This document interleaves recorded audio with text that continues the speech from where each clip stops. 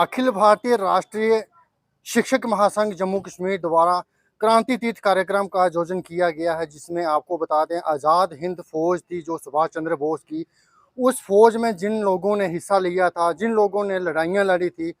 उनके परिवार वालों को आज सम्मानित किया गया है। आपको बता दें ये रियासी ज़िला के ऑडिटोरियम में ये कार्यक्रम रखा गया था और ये ज़िला रियासी के जो भी सैनिक थे, पूर्व से सैनिक थे जो शहीद हुए थे इस आज़ाद हिंद फौज में, जो जिन्होंने काम किया था आज़ाद हिंद फौज में ने जिसकी तरफ से जिन्होंने लड़ाइयाँ लड़ी थी, उनको आज ये सम्मानित किया गया है। देखें ये खास रिपोर्ट।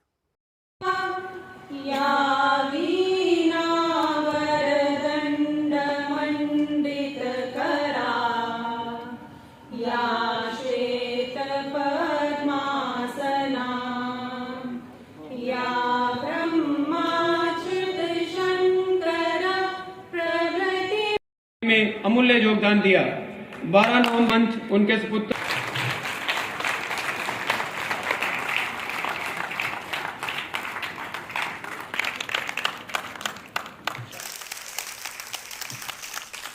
जी यह कार्यक्रम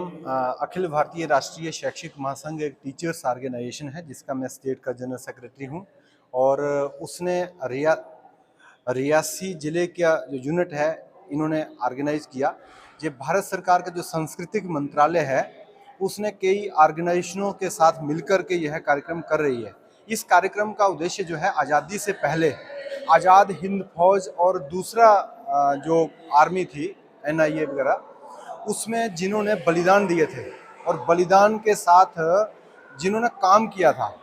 ऐसे क्रांतिकारियों को गांव-गांव से हमने ढूंढ करके उनको सम्मानित करने का काम किया। इसका लक्ष्य ये था कि जे आम लोगों में एक भ्रांति है कि आज़ादी के बलिदान आज़ादी में जो हमारे लोगों का जो आंदोलन में जो योगदान रहा कि जम्मू कश्मीर के लोगों का उसमें योगदान नहीं रहा, ऐसा एक विचार जो है वो आम लोगों के अंदर है, लोगों को जानकारी नहीं है। लेकिन जम्मू कश्मीर के लोगों की आज़ाद हिंद फौज में भी बहुत बड़ी भूमिका है और ऐसे क्रांतिकारियों को ढूंढ करके उनको सम्मानित करना, और उसमें यह था कि हम केवल सम्मानित नहीं करना चाहते, उसके साथ हम समाज के युवा वर्ग, समाज के लोगों को जो है जानकारी देना चाहते हैं कि जो बदलता भारत, बदलता जम्मू कश्मीर जिन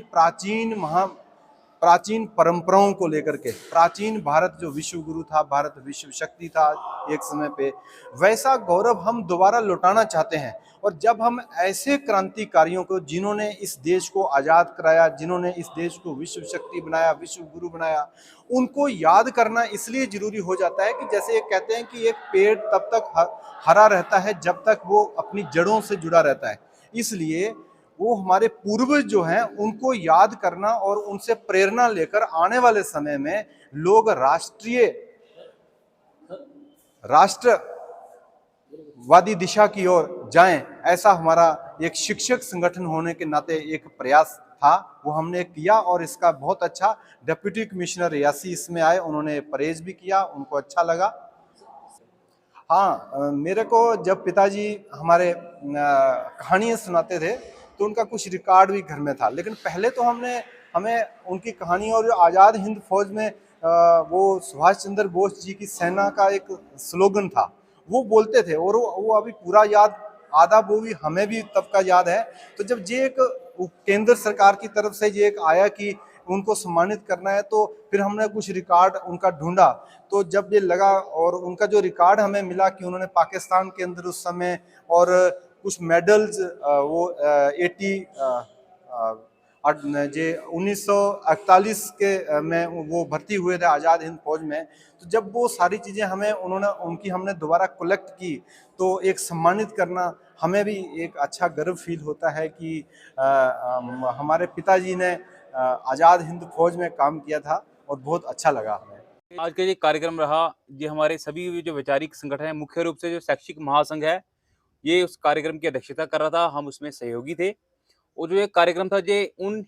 हमारे जो पूर्वज हैं उनको याद किया गया है जिन्होंने आज़ादी की लड़ाई में भाग लिया है, क्योंकि हमारे जम्मू कश्मीर में हमें शुरू से यही बताया जाता था कि जम्मू कश्मीर के लोगों ने आज़ादी की लड़ाई में हिस्सा नहीं लिया हुआ है। तो अब मेरे दादाजी थे, वो इटली, ईरान, इराक में सर्विसेज करके आए थे आर्मी में, और आज़ादी की लड़ाई के लिए लड़े थे, क्या वो जम्मू कश्मीर के नहीं थे? मैं ऐसे लोगों को ये क्वेश्चन पुट करूंगा उन पे कि क्या वो लोग यहाँ के नहीं थे? अभी हमने सुना अपने सुरजनधार से लोग थे, सलाल से थे, कुछ लोग पैंथल से थे, कटरा से थे, वो लोग सभी जम्मू कश्मीर के ही थे। जम्मू कश्मीर के लोगों का एक बहुत बड़ा योगदान है भारत की आज़ादी के लिए, और हमें ये बहुत गर्व फील होता है, बहुत गर्व की बात है कि हमारे पूर्वजों को हमने याद किया, क्योंकि जो हमारे दादाजी की कहानी थी हम तक ही सीमित ना रह जाए, क्योंकि जो हमारे बाद जो हमारी नेक्स्ट जनरेशन होगी उसको भी ये चीज़ पता होनी चाहिए कि जो हमारी फैमिली थी, जो हमारे जम्मू कश्मीर के पूर्वज थे, उन्होंने आज़ादी की लड़ाई में भाग लिया था और उन्होंने अपना सैक्रिफाइस दिया है। जैसे अपने आपको मैं दादाजी की बात सुनाऊं, तो मेरे दादाजी 5 साल बाद घर पे लौटे, तो पीछे अपने दादी जी बताते थे कि उनकी हमने चौबरसी भी कर दी थी।